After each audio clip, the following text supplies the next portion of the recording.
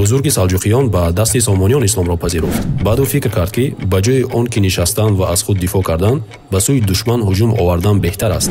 мулоҳиза фармоед ва ба баракати давлати сомониён бингаред ки ҳосилаш то куҷо расидааст. салҷуқиён аз ҳасаноти онҳо буданд. На, иршид калимаи арабӣ не. исломе дар миёни туркон дар сояи давлати сомониён паҳн шуд.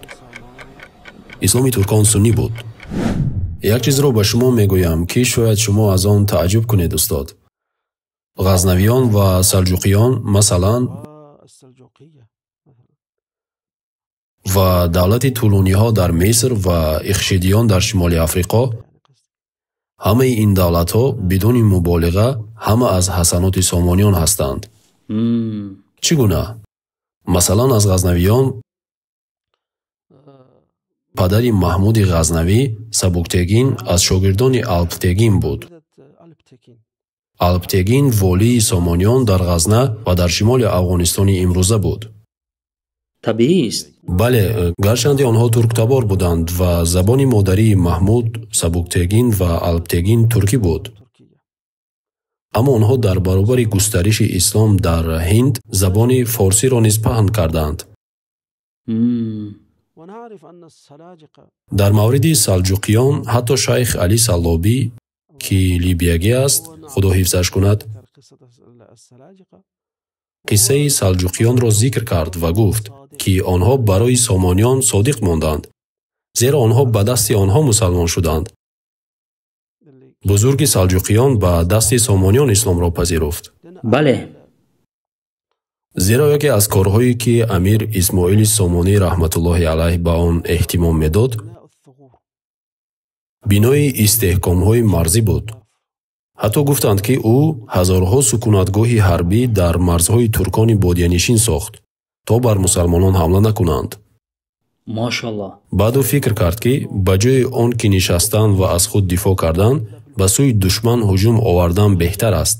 ба ҳамин минвол ӯ ҳуҷум кард ва дар зимни ин ғалабаҳо туркон ба асорат уфтоданд ва ба дасти ӯ мусалмон шудан гирифтанд, ки аз ҷумлаи онҳо салҷуқиён низ буданд.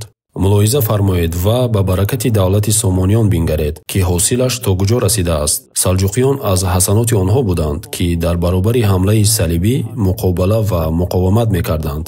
тулуниҳо бо фотимиён дар шом ва дигарон меҷангиданд. ихшидиён низ ҳамин тавр. ҳамаи инҳо давлатҳои суннӣ мазҳаб буданд ва аз уммати исломӣ дифоъ мекарданд ва ҳамаашон аз парвардагони сомониён буданд. аҳмад ибни Тулун ғуломе буд ки яке аз подшоҳони сомонӣ ӯро ба халифа ҳадя карда буд ва халифа ӯро ба Миср фиристод. бисёр хуб. калимаи ихшидро шумо медонед ки арабӣ нест. шумо худ арабзабон ҳастед ва бо забони арабии худ дарк мекунед ки на калимаи арабист. на, ихшид калимаи арабӣ нест. ихшид ин лақаби ҳокими Самарқанд ё ҳокими Фарғона буд. мансаб аст. бале.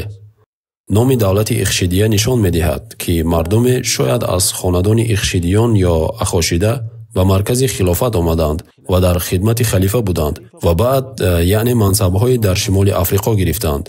шайх Али Саллобӣ мегӯяд ва аз фазли худо ва тавфиқи ӯст исломе дар миёни туркон дар сояи давлати сомониён паҳн шуд.